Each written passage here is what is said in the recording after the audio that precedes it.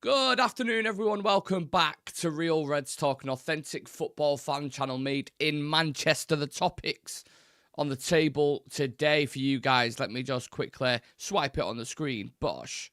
Zirkzee back to Italy is a conversation that is ongoing at the moment in terms of Juventus are apparently really interested. Again, another story with Italy.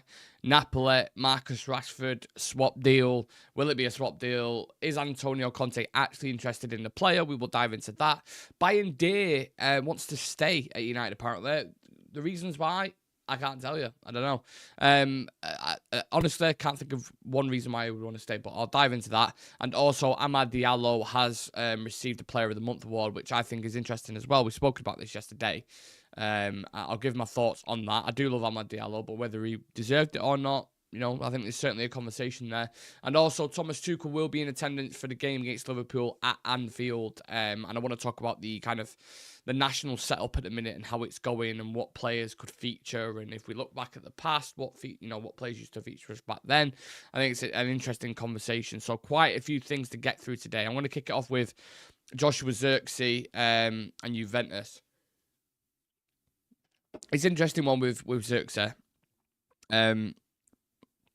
I think so. There's a couple of situations on this with Zirkzee. I think first and foremost, he's obviously coming to the club, and I remember listening to people who I respect when it comes to football and opinions, people who are really good at analysis, and quite a lot of them were saying he's a fantastic player, he's technically gifted, but they're not sure if he can necessarily climatise to the Premier League or if he's a little bit too slow for that. And that certainly seems the case at the moment, right? I would probably agree with that. And when he's come on, he's been brought in as the type of player to be that kind of 9.5. He's never been a striker. I mean, Amrin said this the other day. He's not a striker. He's more of a kind of floating, what you would presume, either in one of those number 10 positions, or you slightly tweak your system and you bring him in as like a Firmino kind of player. But we don't play with wingers, out-and-out wingers. We play with inside forwards, so it's difficult. And I don't necessarily think he suits the system at the moment. He's definitely a different profile to Rasmus Højlund. So we've been going through this season kind of hoping and waiting for one of these strikers to turn up with the goals or one of them to start providing the goods, and none of them have done it so far. Yet one has been here for, and I'm not saying going on Rasmus Højlund by any stretch of the imagination, but one has been here for 2 seasons now and was bought for nearly double the price of what Joshua Zirkzee was bought for. Zirkzee's come in for around, 35-40 million pound, and this season has got the same stats as Højlund pretty much. 3 goals and 1 assist.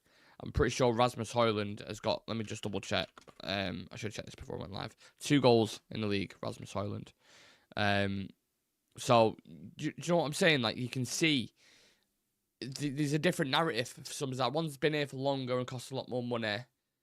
And then one's cost half the money, but has only been here 6 months, and people are ready to boo him out the stadium, and which I did not agree with at all. I got asked about this on the radio last night, and it was, I think the lady who was arguing the opposite side, who was saying like, well, I would have booed him because his performance was unacceptable. These players are being paid, shitloads of money, and da-da-da. And I'm like, okay, well, that argument would have a bit of flaw in if there was consistency across the board, right? So, for example, everyone has like the favourite players at Manchester United. People love Lisandro because of the spirit that he brings, yeah? Some people love Marcus Rashford because he was Manchester born and bred. And might not be the case at the moment, but there is still people who love Marcus Rashford. Everyone has their players that they go to. Maybe it's Kobe Mainoo, maybe it's Bruno Fernandes, maybe it's someone like that. The thing is with Zirkzee seems to be out of favour for whatever reason, right? He's become a bit of a scapegoat at the moment. Go and watch. I would implore you to go and watch the past couple of weeks, Lisandro Martinez. Go and watch his performances, but he's been absolutely dog shit. And you're not hearing a single word. Again, for the same reasons why I wouldn't say, oh, well, go and boo Lisandro, I wouldn't boo any player unless they've publicly, like done a Tevez or an Alexis Sanchez or something, or Di Maria, then I would happily boo the player. But if this is someone who's clearly trying to adapt to the league, what kind of benefit do you think you will get from booing a player in the stadium? There's no positive outcome of that, apart from you getting something off your chest. Now, again, you can throw this into an argument as well that people are paying £66 to go and watch a fucking game. That's Ineos's fault, by the way, to watch this shit.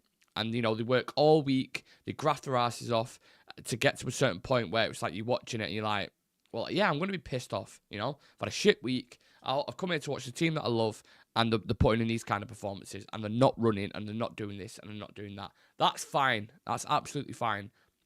I take no qualms with that whatsoever, especially the away fans as well, who are travelling, you know, to fucking London or Brighton or Bournemouth and watching performances like this. I get it. I understand that side of it, so I'm not disputing that. My only argument is across the board. Do it equally for players, because look at the players on that pitch in the last game against Newcastle. It wasn't just Zirkzee was shit. You watched Christian Eriksen, Casemiro in the middle of the park. Looked like a fucking care home in the middle. It was just getting ran rings around. Didn't see them getting booed. They've been off it for ages. Eriksen had a little bit of a peak under Ten Hag. But these two in the middle of the park, there's been worries about them since they started playing together. Do you see what I'm saying? So, you know, have it equal. Don't just give it one player and make him the scapegoat. And I was actually, now I'm just going to back him. I'm just going to, even if it takes a fucking year for him to climatise, I'm just going to back him and support him. Because it doesn't seem like anyone else wants to fucking support him or give it, you know. I remember Ugarte the first couple of weeks. I remember there was loads of people online, loads of people on YouTube and TikTok and loads of stuff talking about him, saying, oh, he's not going to adapt. We've only bought him. You know, he's not very good on the ball. The exact same things, by the way, were being said about Ugarte. And now everyone's saying, oh, well, apparently Ugarte's our best player. He might even get player of the year. You can see how quickly the narrative can flip straight. So I'm willing to be a little bit more patient. He's not had the best starts. I agree with that. But yeah. Do you listen to the rant on TalkSport yesterday? From who? Playing two 32-year-olds in the midfield together, then shocked when they get outran. It's common sense. Yeah, spot on, innit? Everyone saw that when we was doing the pre-match build-up on our YouTube channel. Everyone in the comments, a couple of people who are in there now, as soon as they saw Christian Eriksen and Casemiro in the midfield, everyone just went, oh my fucking God. Against Joe Linton, Tonali and Guimaraes. Are you kidding me? But the issue is, Ugarte wasn't available, so who else do you put in there? There is literally no one else. Bruno wasn't even available. Or I guaranteed he would have started alongside a Casemiro or something, just for them legs. So that's the issue we've got as a squad as well. Everyone says that we've got depth. We've fucking not. We've not. We've got players. We've got bodies there. But in terms of competence, we don't have that. United's issue at the minute is, when you look at teams, sorry, I'm going off on a tangent here. This section was supposed to be about Zirkzee, but I've just kind of gone everywhere. United's issue is, right, we don't have technically capable players. We have a couple in the squad, and we don't have physical players. So we can't outplay a team, and we can't outmuscle a team either. We can't do either one. So the profiling, and this always falls back to recruitment for United, always. That has been the biggest issue, and it's been a build-up of a mixed bag of players from even from Mourinho. You talk about Diallo, Lindelof, a couple of players there, through to Ole with obviously players like Harry Maguire, through to Erik Ten Hag with Sandro and Anthony and these kind of players, and now Amarin's in here as well. So you've got a really weird mixed bag of players who aren't really suited to anything. Really, that's the biggest issue. Mainoo was available. It's a great point, Jack. You spot on, mate. He was available. That was the one, and you saw as soon as he came on, that was the only positive from that Newcastle game where you're like, okay, yeah, he come on and he's starting to look like the Mainoo of old. Not to the levels, because I prefer to see him more around the 18-yard box as that kind of advanced 8. That's where I like to see him. That's where he's best operated. But it's going to take a bit of adaptation in this period, I think. Right, let's go to the comments then. Lumen, big up Nick. They aren't getting the services. I agree. That is a huge issue as well. David Harrington saying Rashford has more goals than Højlund. Pretty much shows the state of where we are. Yes, he runs around a lot, but he seems to run everywhere except where we need him. Do you think an Osman coming in will get the goals with the service from this lot? I get it. People talk about the graveyard shift, and I understand it. But there's also, we've had so many chances where we've been through on goal, whether it's Victoria Pleasing in the Europa League or wherever it is, where we've had situations where you can kill a game off 3v1, 2v1, and they don't make the right pass. They're not connected. Even just watch the training drills. These players are not, they're not a unit They're not together. There's a lot of individualism, and that's been another huge issue at United as well. I think with Angel Gomez being free in the summer, we should be looking at him coming in to replace Eriksen as a squad player. But I've just been, I think technical ability, I agree that Angel Gomez is fantastic. He's very slight though. He's very small. I don't know if I think we'll find a similar issue with him in the Premier League personally. Happy New Year to you, TFR, as well. Laurie Whitwell said there were United fans who jeered Zirkzee, then the proper fans turned on him and booed the jeering fans. Yeah, bizarre atmosphere at Old Trafford, wasn't it? Very, very strange situation. Didn't like it at all, but as I said, it's a balanced thing in it. I can see kind of both sides to it, to be fair. If United keep buying big-name players, they'll never get out of the mess they're in. Yep, spot on. Someone just said we're going down as well. Thanks for that, mate. So, yeah, look, we keep hearing a story out of Italy that Juventus are interested in him. I would personally, I'd give him another 6 months. Just let him try. Because there's been loads of players who've been written off and they're not good enough. And then you've seen literally 6 months down the line, everyone's calling him for to start. They need to start consistently. I think if he picks up the rhythm of the Premier League, if he can adapt, I think he'd be a really good player. And that might be in the minority. That might be going against the grain a little bit. I don't care. That's how I feel about him. So let's see. Anyway, we're going to stick with Italy because, as I mentioned at the start, Marcus Rashford to Napoli. That's the latest. I mean, you're going to get a new story, but just get used to it. You're going to get a new story about Marcus Rashford every single day now. There's going to be a new club. It's Saudi Arabia yesterday. It was PSG the day before. It's Napoli today. It's probably Barcelona tomorrow. And then it's going to be somewhere in Turkey the day after. That is just the way the narrative's going to be around Marcus Rashford.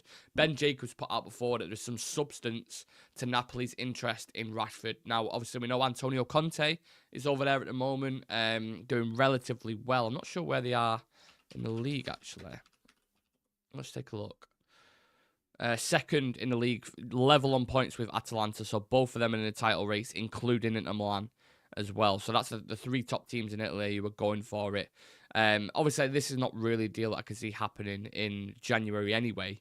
But if Conte is interested, because he knows the calibre of player in the Premier League, and also the difference in terms of levels, everyone's obviously written Marcus Rashford off, but you can guarantee if he went to Italy, he would probably be successful.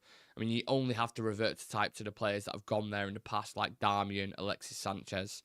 I mean, Chris Smalling was being called Smaldini over there. They seem to adapt to Scott McTominay recently, just gone, smashing it for Napoli, doing really, really well. If that is a deal that you can materialise, then great. The financial side of it, I mean, people talking about swap deals with Victor Osimhen and all that kind of stuff, not going to fucking happen. Swap deals are so hard to do and rarely work out as well.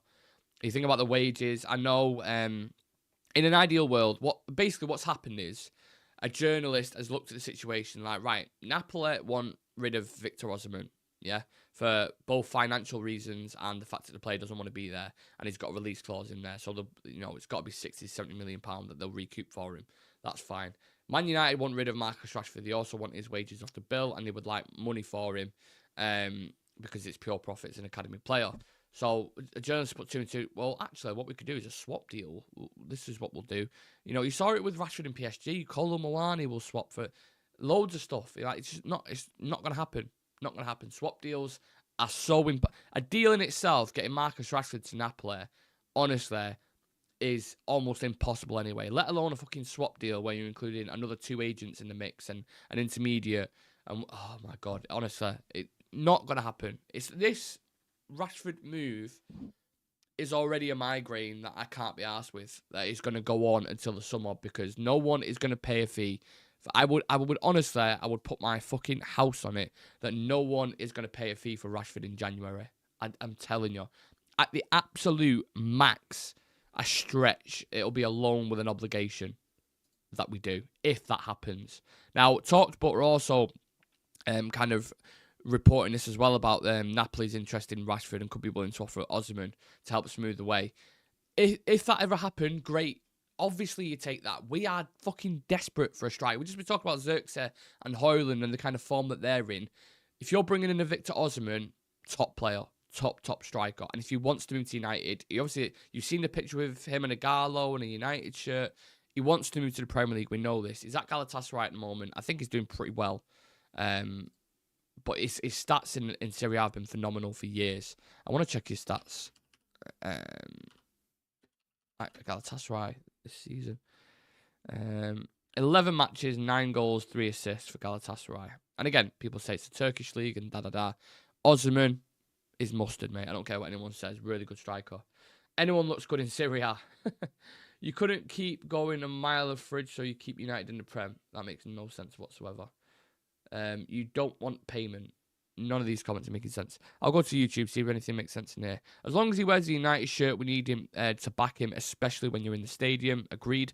Kavat, Marcus plus cash. Again, in an ideal world, UTFR, I'm with you. Kvaratskhelia, in Amarin's system, I think would be perfect. I would love a player like that. But again, I think we're in dreamland. Phobos, Taco Man, Mkhitaryan for Sanchez, worst swap deal ever. The perfect example.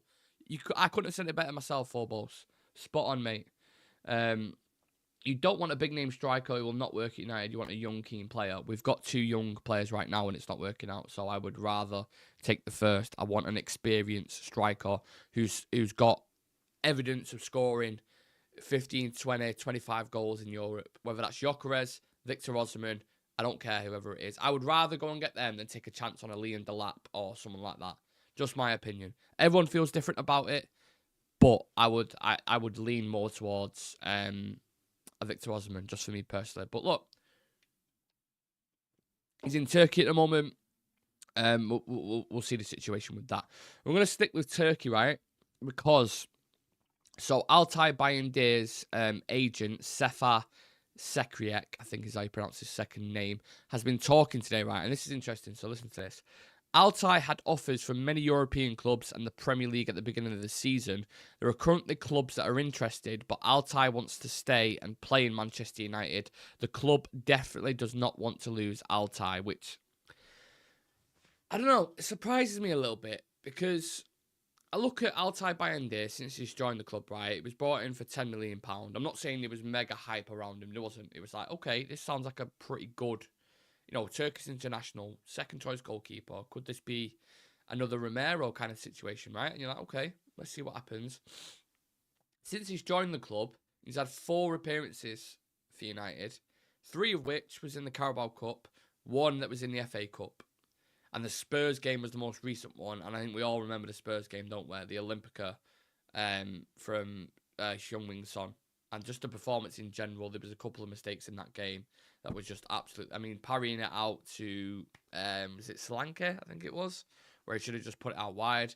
A couple of situations there where wasn't the best performance. He hasn't grabbed the bull by the horns, has he? He hasn't said, I should be number 1, lads. I should be challenging for it. So the fact that he wants to stay surprises me because and maybe it's a wage thing. Maybe that's why he wants to stay because he's like, fuck that. I'm on 70k a week here. I'm living the dream. I might not be getting as many minutes as I want, but the money's fucking great. I'm settled here. I don't want to move. Maybe that's the side of it where you're like, okay. But in terms of if he wants minutes, and there's clear evidence there that he's not going to get a lot of game time, and if you are, it's going to be in a Carabao or an FA Cup at an absolute push. So that's bizarre for me, the fact that he would want to stay and United want to keep him, because I think we can, I don't know, I think we can do better. I always feel like I never quite understood why we got rid of Romero as a second choice goalkeeper. That was always bizarre to me, that. Yeah, Ahmad and Mainu, best United players, both young squad players. Yeah, I agree. Let's talk about Ahmad then, because you mentioned, you give me the perfect segue there. Ahmad Diallo is the Manchester United December player of the month. There was 3 that was in contention for it. I think it was it Mazraoui, Ugarte, and Ahmad, I think we discussed yesterday. I thought Ugarte deserved it personally. I think Ahmad probably got it because of the moment against Manchester City. Because obviously his involvement in that game was a special performance from him in particular. But apart from that, he fell off the boil a little bit. I feel like Ugarte, out of all the players that we just spoken about, has been the most consistent every single game. He's been 7, 8 out of 10, week in, week out when he's been involved. So I thought he deserved it personally. I think midfielders don't get as much credit as attackers naturally. I mean, you can even look to the other side of the Premier League table at Liverpool, for example. Mo Salah's probably having a Ballon d'Or winning season, right? But if you look at how well Virgil van Dijk's been for them as well, that's something that won't get spoken about as much because Salah's the one scoring the goals, getting the assist week in, week out. Do you know what I mean? So I don't feel like midfielders tend to get the praise that they usually do, which is, again, you can go to the Ballon d'Or situation where people are saying Vinny should have won it. Look at City without Rodri. Look at what Rodri did with Spain. Look at what he did with City, obviously, when he was in the team. You can't say he's not the best player in the world, at least in my opinion. People will say Vinny or what have you, but yeah, I don't think they get enough credit that they deserve. But look, I love Amad Diallo. I'm not moaning that he's got it. I just think Ugarte should have won it. But he has got Player of the Month in December, so I don't make these... I don't make the rules, do I suppose. Let me know if you feel like he's deserved it, or would you have gone with Amad Diallo, or would you have gone with Ugarte or Mazraoui? Maybe we should do a poll. That's what polls are there for, right? So let's put a poll up. If there's any moderators in TikTok, you could put this poll up as well. Who deserved Player of the Month? Because I want to get everyone else's thoughts and feelings on this. So, let's go with Ugarte, Amad, Mazraoui. Should I put another one in there? I'll put Bruno in there. Just why not? Because there's 4 options.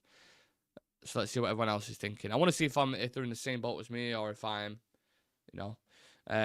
D Clef or B Clef says Amad, of course.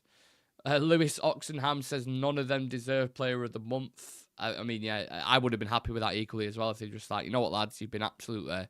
December has been one of the worst months in United's history in terms of results. So fucking none of you are getting it. I would have been like, sound. I understand that completely.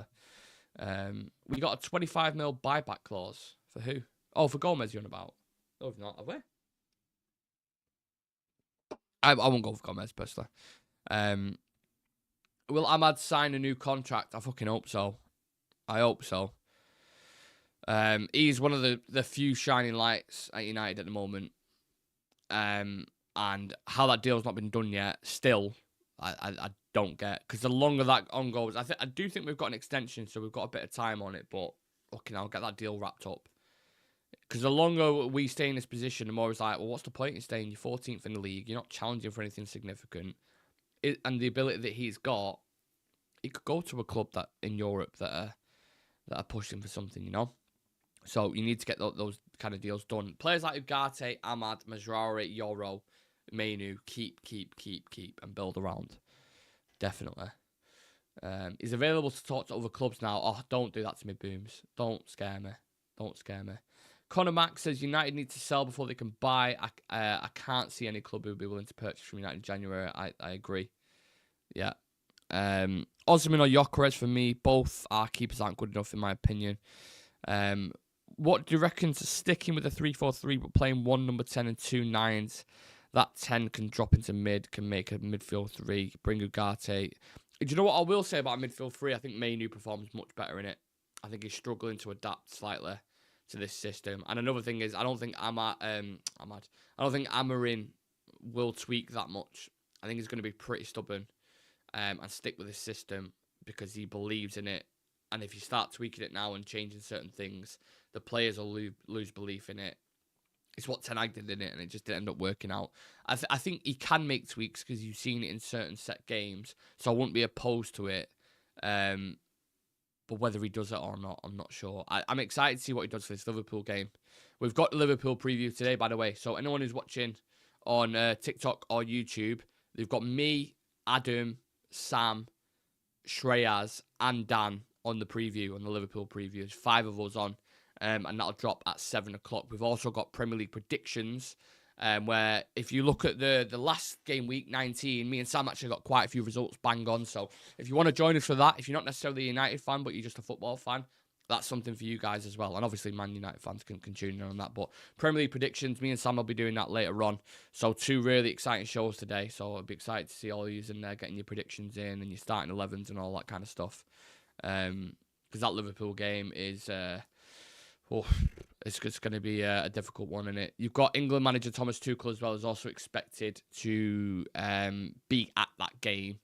I'd say more predominantly for players like Curtis Jones and Harvey Elliott and these kind of guys, rather than United players. Because, to be honest, you look at United at the moment, who's going to feature for Thomas Tuchel? There's probably two players, isn't there? There's probably Kobbie Mainoo and Harry Maguire. Especially if Tuchel's going with a back five, I'd say Maguire will probably feature given his experience and stuff. And obviously Kobbie Mainoo's a talented boy as well, so I think he'll want to work with him. Mount would probably be in there, and Shaw would probably be in there if they could stay fit for more than 2 weeks. But we know their injury record, so that's probably not going to happen. It's weird because when you look at back in the day, so one of our more successful times was like 2007, 2008, right? You look at how many England internationals we had then. Rooney, Rio, Hargreaves, Neville. Was Gary Neville still England international back then? Wes Brown. I'm trying to figure out. Carrick, Scholes, maybe a couple. We probably had about 7 internationals, right? 7 or 8 internationals in the team. Right now, you're struggling to get 1 or 2 from United, which just shows where we're at as a club at the minute. Our worst possible place we could be. No Marcus Rashford in there, no Mason Mount in there, no Luke Shaw in there. It's dire, innit? Dire situations. So Tuchel's going there. He's probably going to have a close look at Mainoo, Curtis Jones, Maguire, Trent, obviously, is one of the biggest ones. They're the ones he'll be looking at, I would say. So, yeah, he's probably going to watch an absolute fucking mauling, I think. But I'll save my prediction for the preview because I'm excited to get into that. 5 of us on there. I'm going to try a bit of positive light in this one. I hope some of you guys bring some positivity as well, because I know for a fact the lads are going to be super negative and they're going to be like, we're going to get battered. And I understand it completely. I understand it. But I'm going to try fight the battle and fight our corner a little bit. So if you can come and join us at 7 o'clock for the Liverpool preview, that would be amazing. Also, if you could subscribe to the channel as well, we're on 9,827. Let's try and get to 10k this month, please. That'd be amazing. If there's anyone in TikTok, click the link in the bio. It takes 2 seconds. Join the community. Join the people in the chat. Hit that subscribe button. Smash a like in the video. And we'll see you later on for Prem predictions and the Liverpool preview, guys.